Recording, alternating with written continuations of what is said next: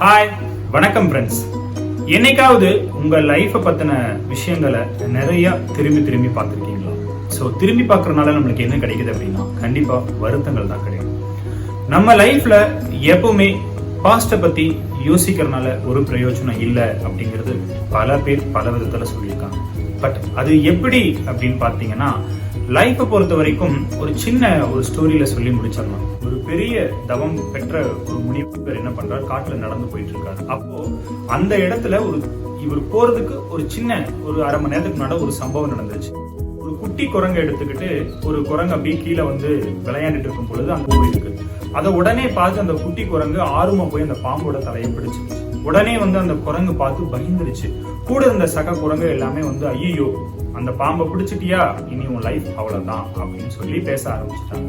உடனே அந்த குரங்கு அம்மா என்ன சொல்லிடுச்சு, எக்காரணத்தை கொண்டு இந்த பாம்போட தலையை விட்டுறாத, விட்டா கண்டிப்பா உனக்கு கொத்திடும் அப்படின்னு சொல்லிட்டாங்க. உடனே எகெயின் இதை பார்த்து பயந்துட்டு இருந்த அந்த குரங்கு என்ன செய்யறதுன்னே தெரியல. ஒரு ஸ்டேஜுக்கு அப்புறம் பாத்தீங்கன்னா அப்படி எல்லாமே அந்த இடத்த விட்டு நகர்ந்து போக ஆரம்பிச்சிருச்சு. பார்த்த தாயும், நீ கண்டிப்பா உன்னை காப்பாற்ற முடியாது அப்படின்னு சொல்லிட்டு அதுவும் போயிடுச்சு.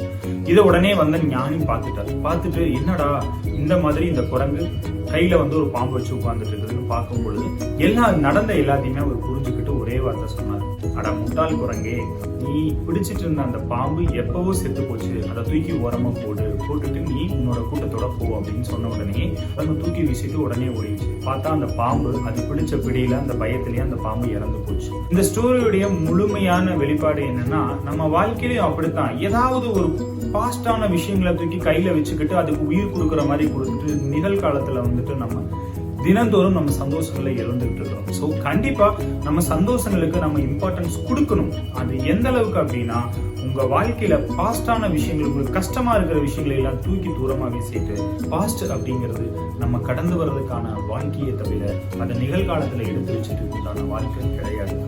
இது போன்ற எல்லா விதமான விஷயங்களை பத்தி நம்ம பேசுவோம். இன்ஸ்டா ஐடியை ஃபாலோ பண்ணுங்க ஃப்ரெண்ட்ஸ், சப்போர்ட் பண்ணுங்க ஃப்ரெண்ட்ஸ். தேங்க்யூ.